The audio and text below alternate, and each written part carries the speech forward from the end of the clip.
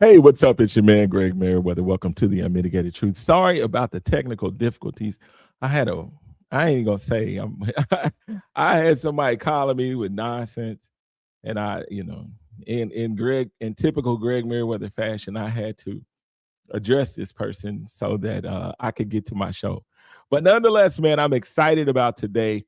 Um, this is a serious topic.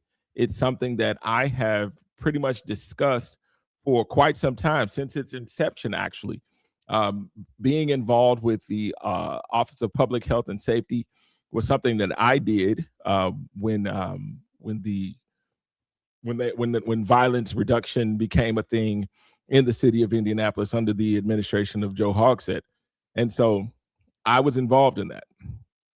I don't know if anyone really knows, but you know, I wrote the job description for the director of crime or violence reduction. So in this show, we are going to be talking about all things dealing with the grant process, the grant recipients, corruption, the whole nine. So I want you all to really chime into this, because when we break this down, you'll find out there's a lot of your money being accessed through these programs. So let's get it rolling. Welcome to the Unmitigated Truth. Let's go.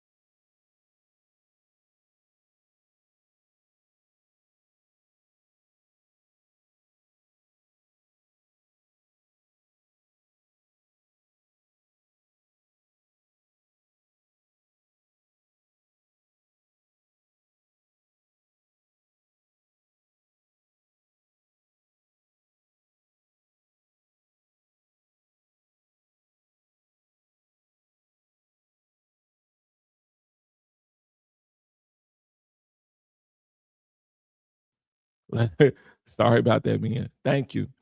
So let's do this again. So, truth builders, today we are not speculating, we are not guessing. We're not dealing with rumors, we're dealing with documents. The Office of Public Health and Safety audit report has dropped, and what it reveals should concern every single resident in Indianapolis, because this is not just about paperwork. This is about power, it's about accountability, and it's about tax dollars. We're asking the real questions today. Who got the contract? Who approved the spending? Who benefited? And most importantly, did anyone cross the line from mismanagement into criminal behavior? And to the leadership at OPHS, the mayor's office, and every vendor named in this report, you are the focus today. So I want us to think about all of this, because I'm looking at this thing and I'm really concerned. Shout out to O'Shea over at Mirror Indy, because this was all brought on the radar by them. And so what we'll do right now, we're gonna start out with the Mirror Indy article. I'll read that, and then we'll dive into it to discuss pretty much what has happened. So Mirror Indy, this article was by Peter Blanchard. It says, audit reveals shocking findings at Office of Public Health and Safety. The review found that contracts went to companies with connections to OPHS employees.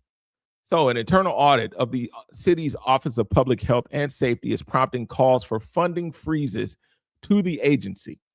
The review determined that OPHS has insufficient oversight of its programs, finances, and third-party vendors, largely due to issues of non-existent or developing policies and procedures, staff turnover, and lack of training for key operational functions.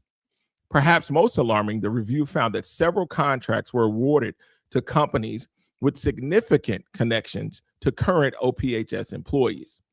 This finding suggests a series of preventative control failures, exposes the city to reputational and financial risk, and a lack of awareness or understanding of the city of Indianapolis and the Marion County's Code of Ethics, the report reads. In its response, OPHS noted that none of the contracts were with immediate family members or employees with a financial interest in the contract. Other findings in the audit include, keep these numbers in your mind, people. 84% of contracts tested had missing, incomplete, or insufficient invoice documentation. Invoice documentation. What are you doing? Or failed to comply with contract terms. 51% of contracts lacked sufficient program documentation. What are you doing? Or failed to meet reporting requirements. OPHS lacked formal procedures to monitor and evaluate program effectiveness, meaning where are the standard operating procedures for those of us who've worked in industry SOPs?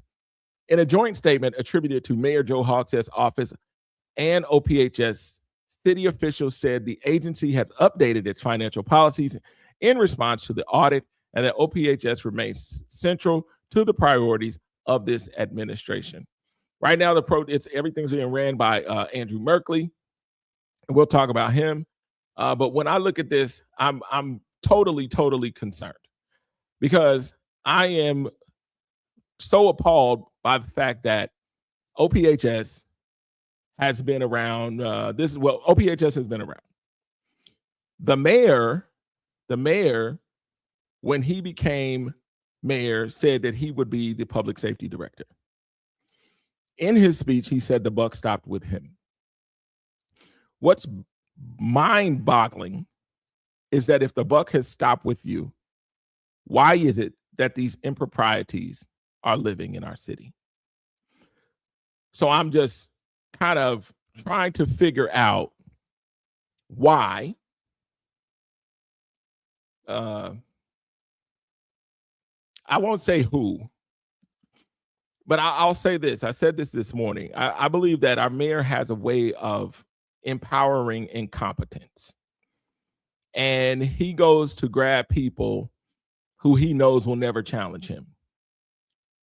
When I was there, you had Paul Babcock, who I believe now has ties with Eskenazi, I believe, or something like that. I'll look that up. But when I was up for being the director of crime prevention, I remember specifically it was stated that the reason that I was not selected to be the director of crime prevention is because I would challenge the mayor. And rightfully so. I would absolutely challenge our mayor to probably a lot of stuff that he has done that has been deemed good policy. And so in knowing that, once I knew that, I realized, in my opinion, that the whole program was a sham.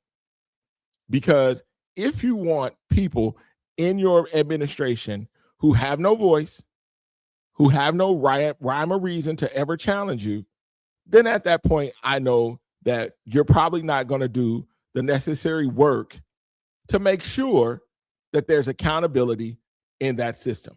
The other thing is this. When is it going to be enough for us to say, okay, Joe, you've done enough? When are we going to start challenging enough to say, okay, this is no longer going to happen on our watch? I find it appalling. People know when I think it was Lena Hill that he was going to make the director of public health and safety, or the deputy mayor of public health and safety. Those who know that behind the scenes, I worked my tail off to be like, that's not the person. Because when she came into the office, there were already complaints. There were already complaints on abuse of power. There were a lot of things that were going on behind the scenes. A lot of people being removed or quitting. And so I'm like, how is this? And then not only that, it took, if you go back in history, it took her a while to even show up to sit before the council to basically present herself so that the council could accept his nomination for the person to be in that position. The council eventually tabled it and basically didn't accept that. And the mayor was not happy about it. So knowing this, knowing that he empowers incompetence, it doesn't surprise me that this type of audit has now come to the table. So what we're going to do now, we're going to go through the audit. We're going to look at this audit. I'm going to talk about some of the items in the audit, and we're going to, we're going to do what we do, because this is quite embarrassing when I think about just what has happened with this office. So I'm going to share this link on the page so that you guys can click on the link and then have access to this audit, because I believe that having this information in your hand and being able to read it for yourself gives you the opportunity to understand just how murky and messy this is. So this is the Indianapolis Mayor Joe Hogsett Office of Audit and Performance, so OAP, doing their audit, Office of Public Health and Safety Audit Report. So the table of contents: executive summary, introduction, background, audit, objectives, scope and methodology, finding risks rating, finding risks matrix, OPHS audit findings and recommendations, observations and discussion items, and then general conclusion. So we'll go through this, okay? All right, executive summary. So remember, OAP is the Office of Audit and Performance, okay? So executive summary: OAP initiated this audit in response to rapid growth within OPHS operations, as well as requests for examination from both city, county, and OPHS leadership.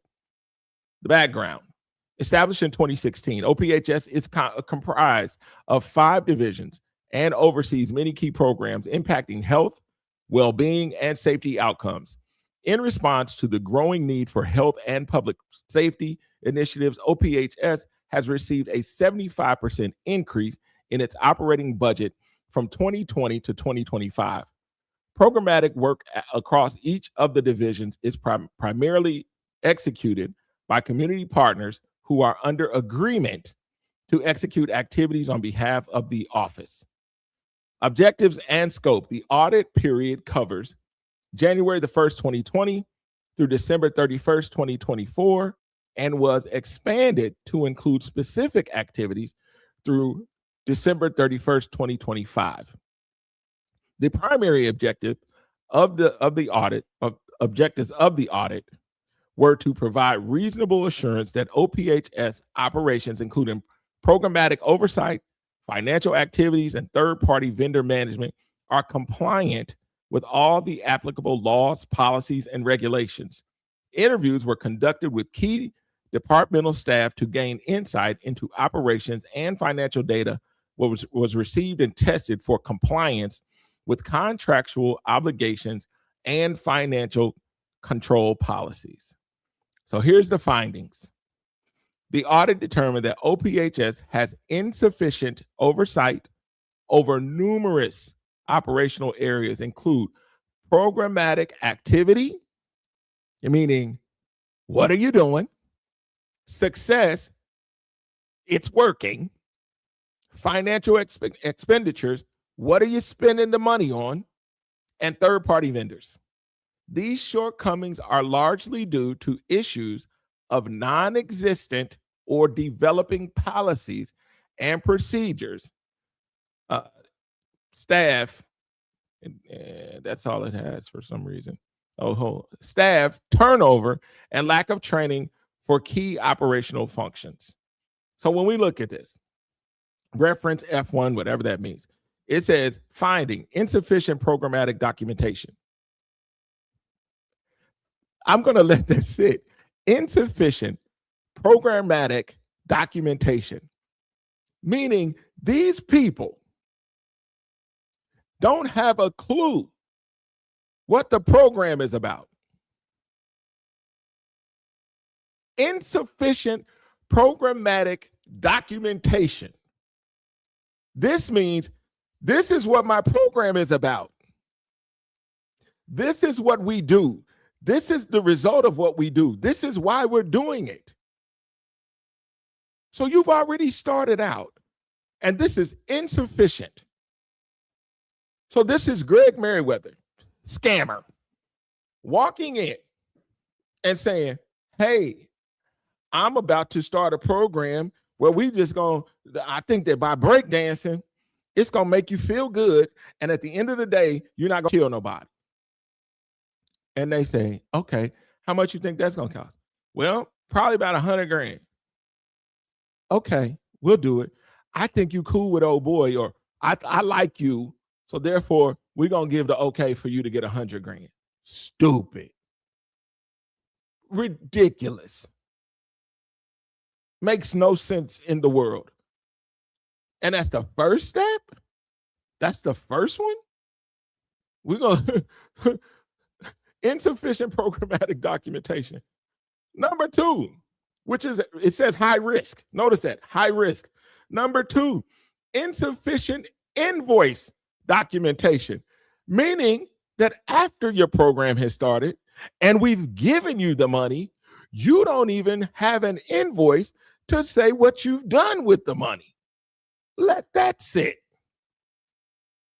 So now, all of a sudden, you wonder why so many of these so-called advocates and activists are driving Porsches. You wonder why they're getting online saying, I'm getting the bag. You wonder why they tell the beautiful fox, don't worry, I left the credit card on the dresser, spend all the money you need, I'll get more. You wonder how some people was riding motorcycles in the winter and then turn up with Jags and Porsches. You wonder why these people are getting houses, taking vacations, and all this other stuff. These are the people you're cheering for. But this audit said that they don't have the invoices, insufficient invoices. And then, in turn, they get on the news and say it's working with no proof that it's working. So that's a problem.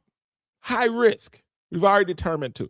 3, insufficient review of program effectiveness. So when I get out here and I say, hey, that doesn't make sense for crime prevention. So when I got out here and said, okay, how is this working? You didn't provide them with a job. You didn't provide them with any level of education to secure a job. You're not doing anything to make anything better. When I call people status quo agents, then people got upset. But now you realize that they're status quo agents. How do you realize they're status quo agents, Greg Merriweather? Because it says insufficient review of program effectiveness. Basically saying you can get out here and do anything. No one's going to ask you a question. You don't have to. We're not coming. Listen to this. The government is not coming to look at your program and say what's effective. How long, people, have I been saying that we need to stop doing status quo work? Years. How long have I said, how does this program make money? How is it that this person is always standing with the mayor? How do you have this program that called this stuff about safe places and no one has the know-what-all to say? If you're providing safe spaces, then what's happening in the home? No one's asking these questions. If you have to provide a safe space, what's wrong with my home? Solving the problem would be able to go in the home and say what makes it unsafe. If I have to feed you every day, that means I'm not solving the hunger problem. If I have to meet you outside every day, that means I'm not solving the homelessness problem. I'm so thankful for this audit. Because at the end of the day, it is saying what I've been saying for over 6 years. And you know what happened? Here's what happened. Because I said this is problematic. Why are they getting this money? People said I was a hater. Greg Merriweather's a hater. His life must not be what it is that he wants it to be. So he's out here hating because we get in the bag. And I'm like, how you get in the bag? Hell, because I go to work so you can get the bag. I pay the taxes.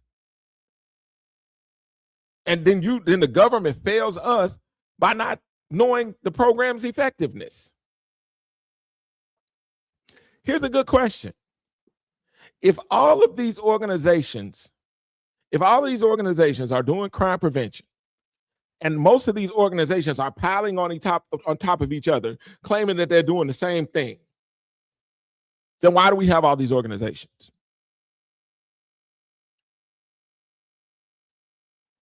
I want somebody to go and ask Judge Gaither, who is over at the juvenile court, who his favorite organization is. Go ask him. I know plenty of people who have tried to get funding and say, hey, man, can I get some of the kids that's coming from the system? And then he gets to pick. But then when I realize that there's nothing to show what's effective, here's what I see. And it's going to sound really, really ugly. This is the most racist, diabolical thing I've seen in a long time. You know why? Because they get to say, look at all these uneducated people who've not been in the workforce, who are probably who are basically pimping this system. These people are financially illiterate, and we're handing out millions of dollars only to watch them scam their own freaking community. Don't think they don't know it. There is no reason for me to be handing out hundreds of thousands of dollars to someone who doesn't know how to balance their own checkbook, to someone who has never worked a job making $100,000, to people who are coming home for the first time, and this is the first amount of money you've ever given them, and they utilize it to do something that they know they can't fix. You're not up at 3 o'clock in the morning walking the streets preventing gunshots. You're not up at 1 o'clock in the morning walking the streets to prevent people from killing each other. That's not true. That's not true at all.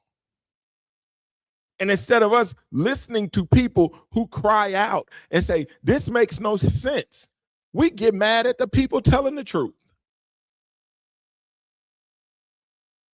Let's keep going. Contracts awarded to OPHS staff and connections. Risk high. Anthony Hampton has said this 1,000 times in 1,000 different ways on 1,000 different podcasts in 1,000 different publications. Merriweather, the money goes to who they like and who they cool with. And here it is. The sad part is there have been whistleblowers for 6 years. There have been whistleblowers for 6 freaking years. And instead of listening to the people who was blowing the whistle, you said, I'm not listening to them. We're going to take the mayor's advice. We're going to take Lauren Rodriguez's advice. We're going to take Tony Lopez's advice. We're going to take Mr. Merkel's advice. We're not going to listen to the people that know. We're not going to listen to the people that know. We're going to listen to the city county council. We're not going to listen to the people that know. All these people have benefited from mess. So all of a sudden you look and it's like, oh, okay, we get to pick this, we get to do this. My organization gets some money. Your organization gets, you my homeboy, listen, I'm gonna make sure you get some money. And the community is suffering. The community is suffering. I'm going to show y'all something. And listen, and people going to get mad about it, but I don't care at this point. I don't care at this point because I'm upset because I'm like, we let it happen. We let it happen. And we let it happen to the degree where it's like, we should have never allowed this stuff to go on the way that it's gone on. Seriously. We should have been like, nah, man, we ain't doing that. We not doing that. This is bogus. So I'm about to show y'all something. And y'all gonna be mad about it. I don't care. So let's look at this. Hold on, where the volume at? An Indianapolis man created a program for teenagers to do just that, to openly express themselves. It is called, appropriately enough, Barbershop Talks. That's right. Our Karen Campbell shares more about what the program offers. Come out of this school, you're coming out because you're ready for life. In this space, it's about having the freedom and safety to express yourself. It's another percentage of black kids that's probably running around doing the killings or all the other stuff, but they don't got the right people in their life to help them. So that's Teens like senior Malik Stark at George Washington High School. Last year, I lost a friend to gun violence. He was shot and killed. And I think about it every day. And others sharing their pain. Losing somebody that's always there for you, that's been in your corner, is going to hurt the most. To those who listen and guide them. Because I'm not going to put myself in that situation. Antonio Patton created Barbershop Talks to help save youth. I'm feeding off your energy. He teaches them about his past to help steer them in the right direction. Through my pain, birthed my purpose. And I am trying to unlock that purpose with every young man and young lady, man and woman I meet before they ever experience Marion County. That's what's critical. Inviting mentors to speak. Because you got the most powerful thing in this world sitting on your shoulders, and that's your ability to think, your ability to use your brain. It's a muscle exercise. In a place without judgment. And those business owners that own those barbershops, those entrepreneurs at the chairs, it was more than just a lineup or a cut going on. They were empowering you. They were speaking in your life. And helping save lives like Shantez Henson. Well, I think they, for us, God answered our prayers. He gave us what we needed. The opportunity to be heard. In Indianapolis, Karen Campbell, 13 News. So I'm going to ask y'all this question. What happened in barbershop conversations? Anybody know? When you look at the children and you realize that barbershop conversation doesn't exist anymore, what do you think? What happens when you find out that it's alleged that the person that we just saw that was getting all this recognition was taking the money? Allegedly, this person was taking the money, was not paying the barbers, was having people cash out checks, signing over checks for himself, and then the program is gone. And then you realize that these kids are talking about, this is heaven sent, this is God, this is love, this is that. And they're only part of an alleged scam where somebody is using them as part of their come up.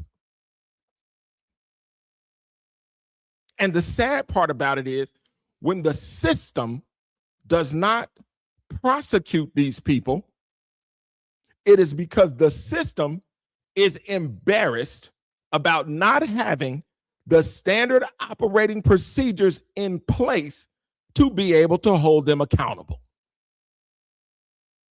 Think on that.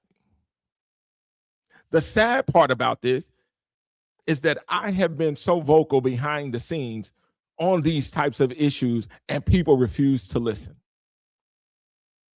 Now you've got all these kids who believed in someone, who believed in something, who only find out that allegedly the person over the program was using them to scam them.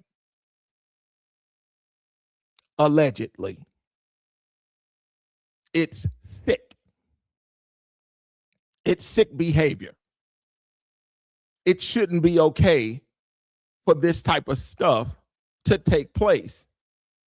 These grants have done so much damage in our communities because so many people have come in and said, I can make money.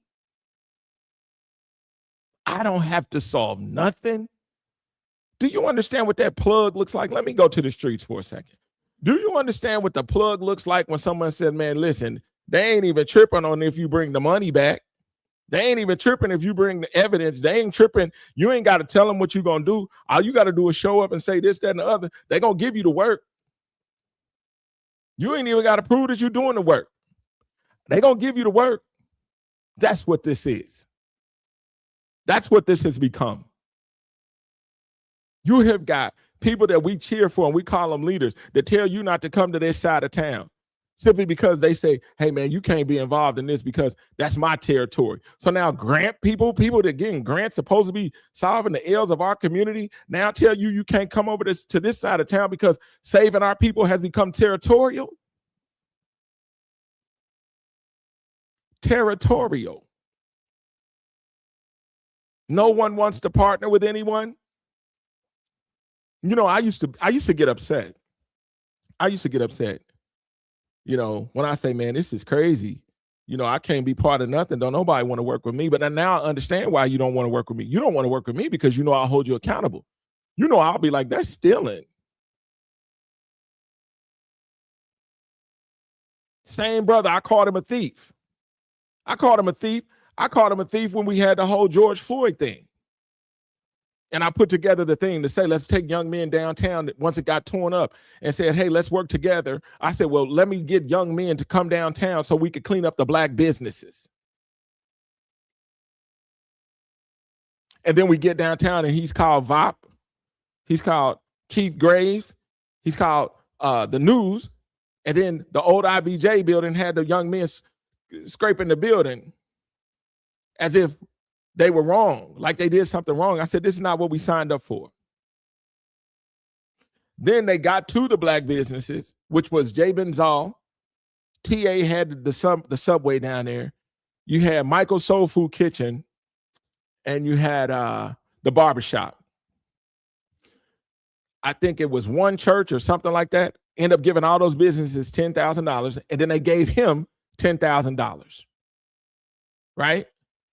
Then in turn, Expo ends up giving this man that you just saw, they gave him a community award. Wasn't his idea, wasn't his concept.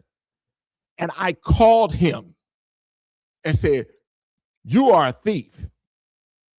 You are a thief because you will take accountability. You will take something that someone else did and take the credit as if you did it. And I said, at that point, I knew he was a thief. And I stand on it. And I stand on it. And let me tell you why. Let me tell you why I'm freely saying this. I'm freely saying this because if you do decide to come and challenge me, I know that once we go to court, that the truth will be shown. I know that. I'm for that. It's crazy that all these cycles, all these people that come to me and they call me, and they talk about all this misappropriation of funds. We cry about Martin University closing. We cry about the Glick Center closing. We cry about programs ending, but we never want to say who are the people that cause it to end. It's a problem. It's a problem. Here's another story. Let's look at this story. I know y'all don't want to see it. Y'all don't want to face it, but let's look at this story. Here's another story that for some odd reason, we stopped talking about it. We stopped talking about it. Instead of saying, man, yeah, whatever happened to that story? Whatever happened to this story? Whatever happened to this story? Favorite Car Glick Neighborhood Center to close August the 15th. The Northwest Indianapolis Center will close indefinitely August 15th due to financial challenges. Enrique saying say that. Okay.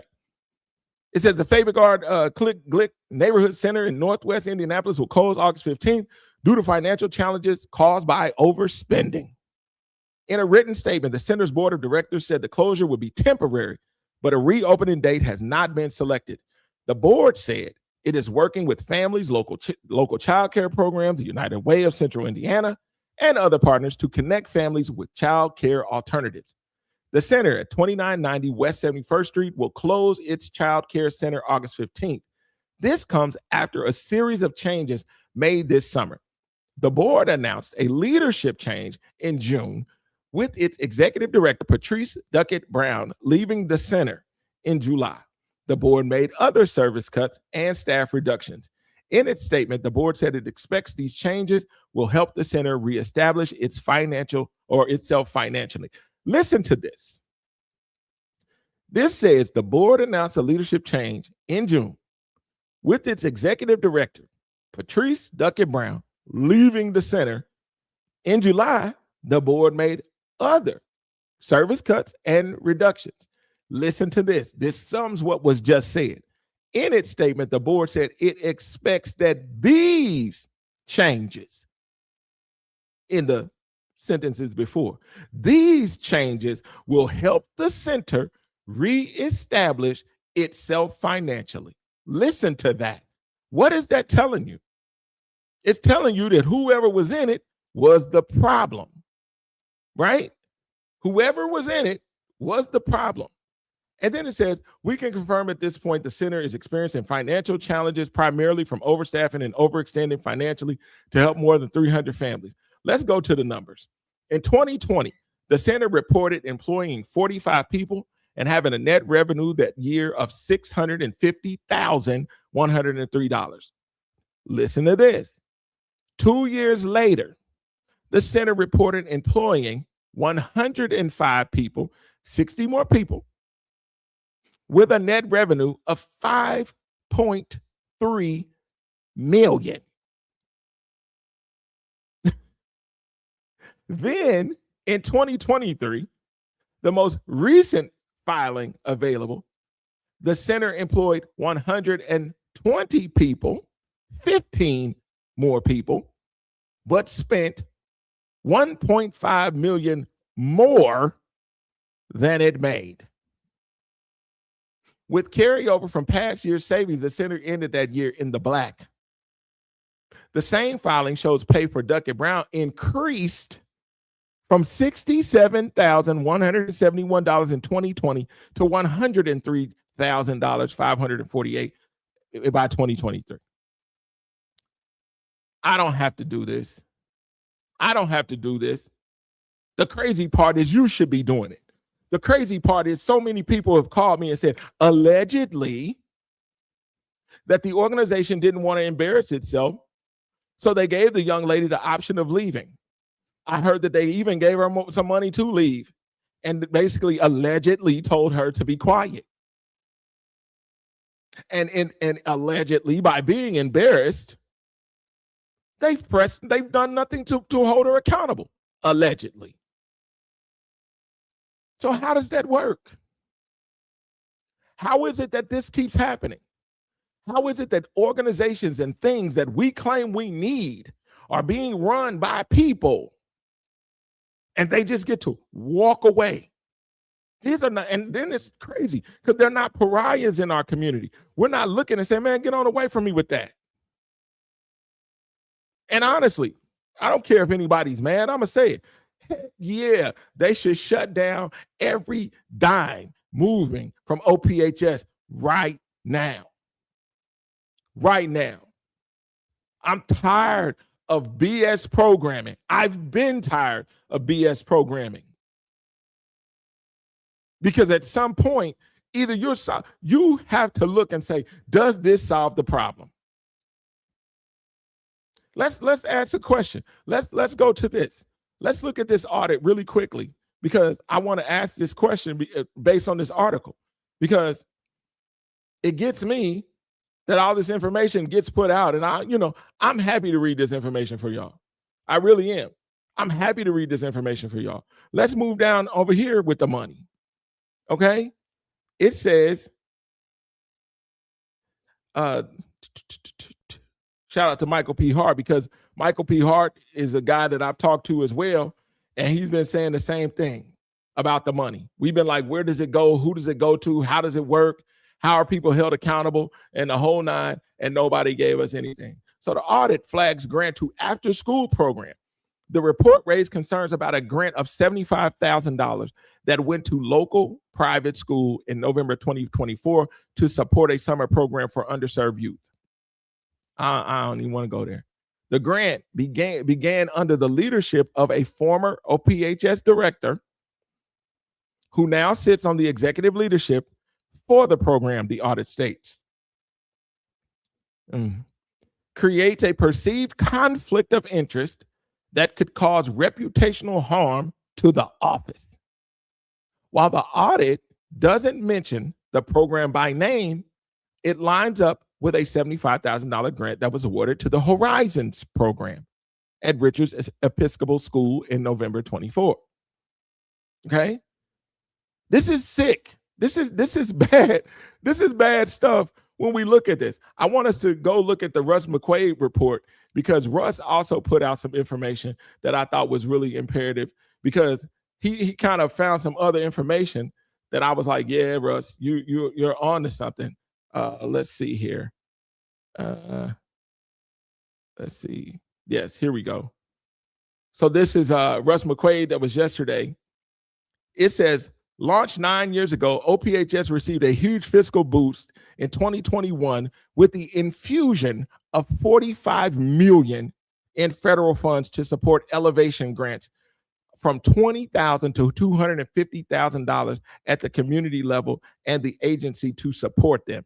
Now, I want y'all to do math, okay? So from 2021 to, let's just play with it and say 2026, because I think they said the last part of the elevation was 2025. But let's just say 4 years, 5 years. Let's play 5 years. Let's say 5 years and $45 million. You spent $9 million a year. You dispersed $9 million a year. Where is it, y'all? Where is it? Do you see it in your community? Do you see the changes? Do you see $9 million worth of work being done? Let's look right here. When the city received American Rescue Plan funding in 2021, Hogsett dedicated $151 million to overall public safety and crime fighting expenditures, while earmarking nearly a third of the allocation to 3 years of OPHS operation. For the last 5 years, mirroring a nationwide trend, violent crime has plummeted in Indianapolis, with murders and shootings down 44%. But here's what you have to understand. If it's national, then that means there's something else going on. It's not necessarily local. You got to look at this. You got to understand how they play with numbers. You got to understand what they're doing to your mind to make you think that this stuff is really working. This is tragic. This is supremely tragic. And, you know, I used to ask, I said, well, if you've got, at the time, 2 city county councilors who have programs, how do they not vote? How do their organizations get money? And I'm not saying, let me just say this really quickly. I'm not saying that there were any improprieties between these 2 ladies and their programs. But I do know that it is very different when you never block or when you never say that they don't get the money. I know Lakeisha Jackson has a program. I know that Maggie Lewis is over the Boys and Girls Club of America, or Boys and Girls Club of Indianapolis, whichever one. She's the CEO. And I know that if money comes up and it's about organizations getting money, who's going to tell Maggie no? Who's going to say, nah, you're not getting no money this time?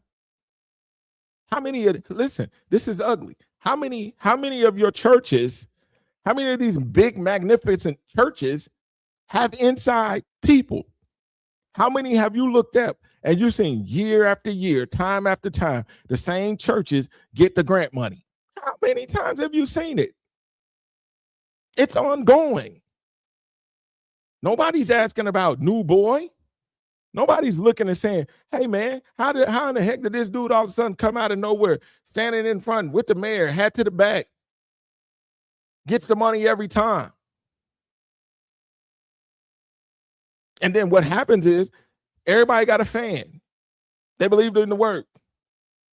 But how many times have I sat across these leaders, these so-called community leaders, and say, oh, that was one of my kids that got shot. Oh, that was one of my boys that did the shooting. These dudes don't, most of these dudes, man, they only put around, I'm going to say this, and people might be mad. You can't entertain yourself out of poverty. You can't. You can't entertain yourself out of poverty. You can't entertain yourself out of crime. You can't entertain yourself out of unemployment. You can't entertain yourself out of poor housing. You can't entertain yourself out of blight. It doesn't make sense to have a community clean up when you never change the minds of the people who live in the community. Because if they don't clean it up for themselves, it'll be dirty the minute you walk away. We do all this stuff. I see people now have mental health things, and they're going out here and they talk about they creating all these mental health advocates. And I'm like, how the hell are you creating all these mental health advocates and these people ain't never went to get mental health help themselves? We have mental health conferences, y'all, and people are lining up to get millions of dollars because they tell your sick mind that you can now be the mental health advocate for another sick mind. And people believe it. People believe it. People believe that we can go and get all these sick-minded Black people who are eating poor, people who are food desert poor, people who are poor in their pockets, people who 3 out of 10 own a home, people who are in the jail the most, people who are underemployed the most, people who have the worst child support, all this kind of stuff. And these are now the mental health advocates that certain groups are now pushing out there to say we are making these people the mental health advocates. It is the same game plan that the mayor did with crime prevention. The only way that you can fix crime is by getting people who've been involved in it. The only way you can change the streets is by getting the people who are involved in it. How? I remember telling Shauna Major specifically, no one wanted to listen. I said, go get the C student. The sad part about it is no one gives the A student any attention in our community. They give the F student. It is a sad situation when you realize that more government is willing to work with a Black man with a felony than with a Black man who has never been in the system at all. Do you know why? Because you can't control the dude that's never been in the system. A dude who has never been in the system don't look at $25 an hour the same as a man who knows he will be unemployed otherwise. He ain't gonna buck that system. He ain't gonna talk about we ain't getting the treatment that we need. He ain't gonna talk about we ain't had a raise. He ain't gonna say, why are y'all treating us like this? He ain't gonna say nothing. But the dude that you cannot tame, the dude who has never had the shackles of America around his wrists, the dude who ain't never had to give time to this country behind a bar or bars, you shun him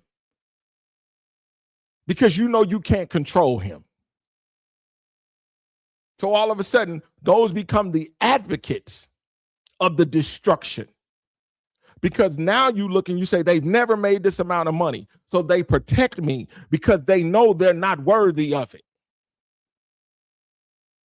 Correct me if I'm wrong. So yes, it deserves to be dismantled. And I know a lot of people are going to be mad at me, but yes, it deserves to be dismantled. Because you didn't do right by your own people.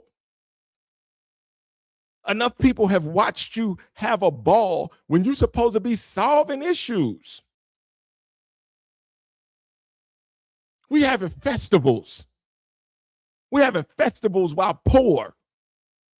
We having concerts while poor. We getting top dollar given to us so we can have a damn concert.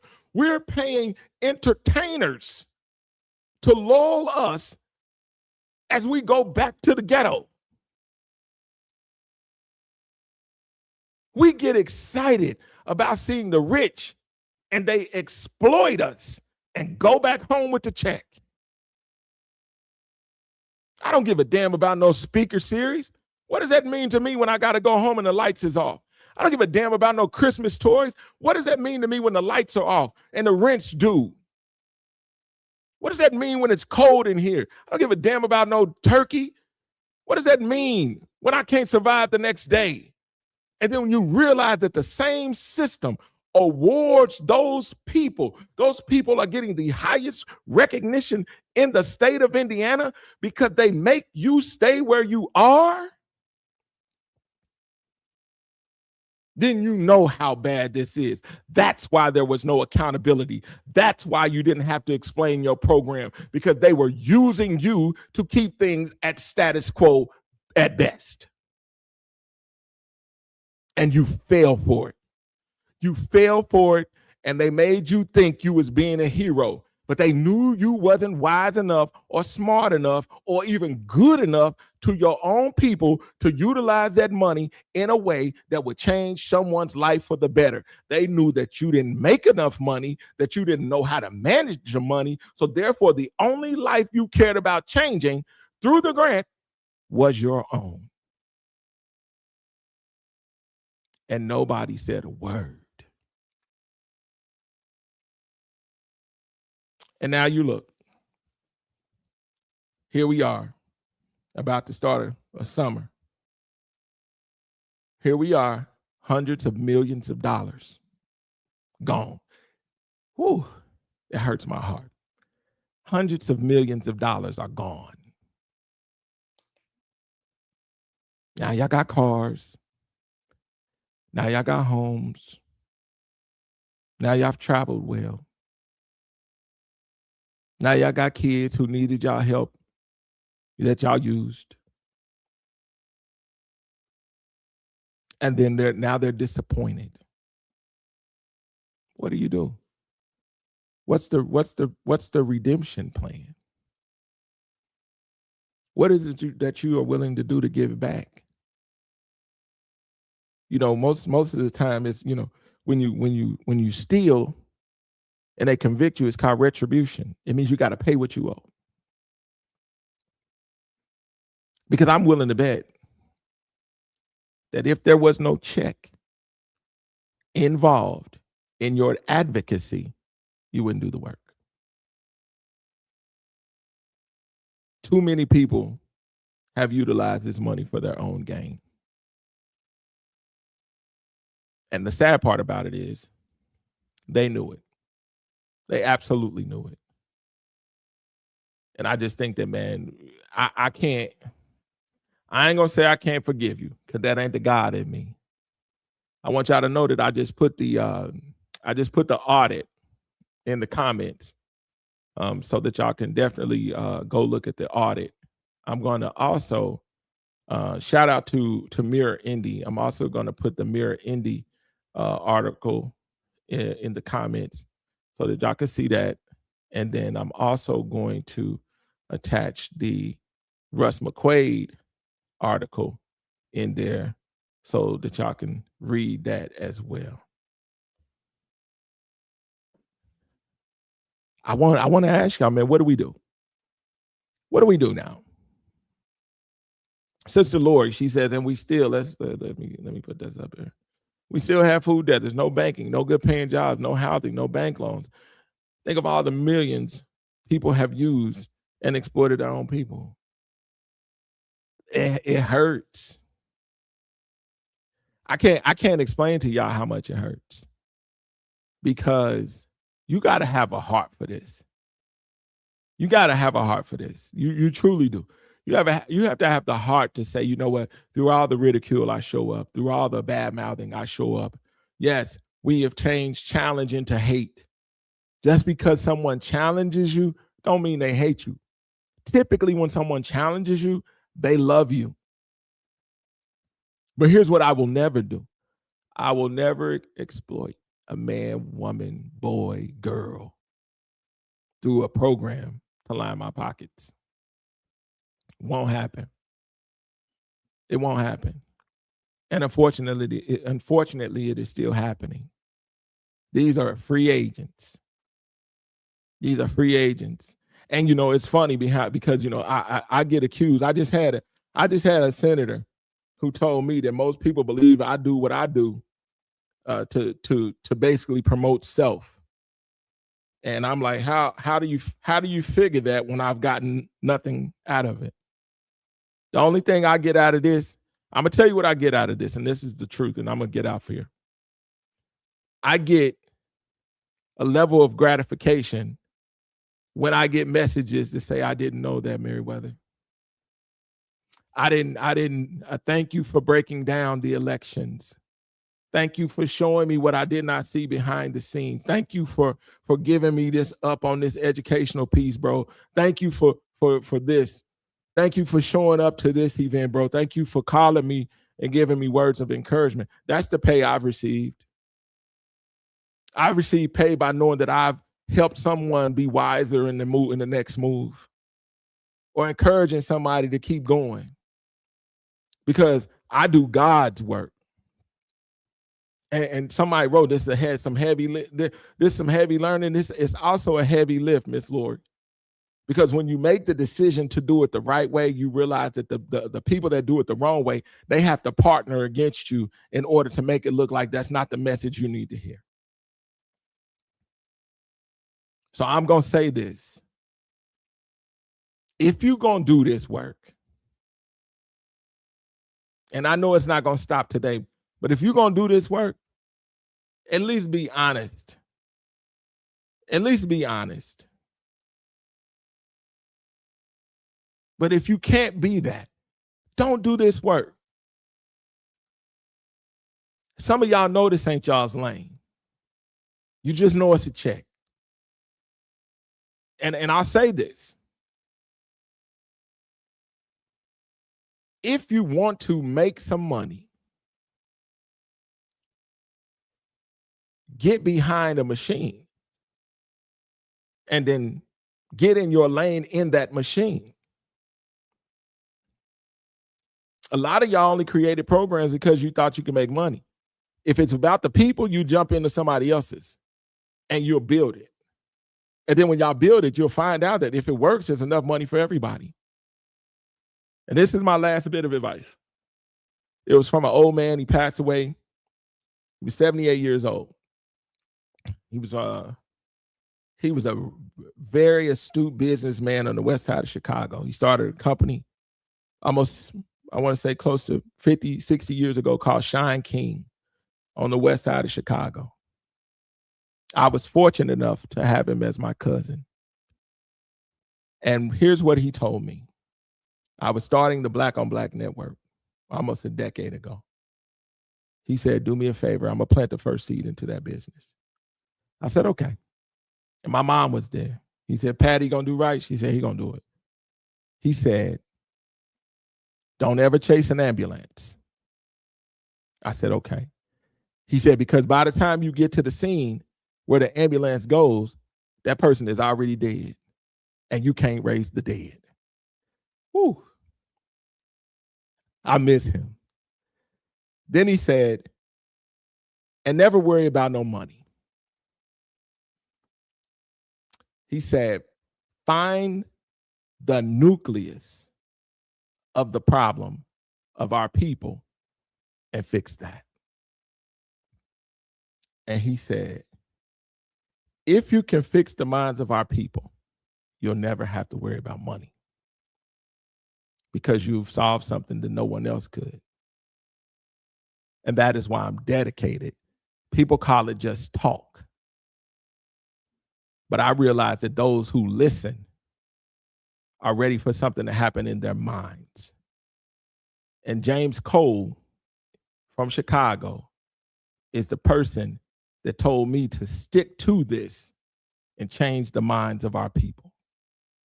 You can't open a grocery store in a food desert and it works until you change food desert mentality. You can't change crime. You can't change murder until you change the minds of our people to establish value and love, self-love. You can't change housing unless you get to a place of recognizing what it means in your mind, what a great community looks like. You can't change any of it until you change your mind. And that's what the unmitigated truth is about. The unmitigated truth is about mind changing. And I'm dedicated to doing it. So, man, the articles, the information has been shared on the thread. So go out there, read the audit, share it, get with me. If there's anything you got to ask, please get with me. Man, we seeking guests. Y'all saw I put out something. I'm seeking somebody to do advertising sales so we could build this show. Anybody who wants to plant a seed, by all means, listen, we're not just trying to keep the unmitigated truth in here. We want to get back to a studio. We want to get back to we want to do live shows. We want to do on-site shows. We want to do panels. We want to do it all. So we got to build this, man. So I just ask for your support in any way possible. No, it's going to be appreciated. So this has been y'all's man. Share the video. Know it's all love. It's 317 all day. It's been your man, Greg Merriweather. Y'all have a great one. Peace.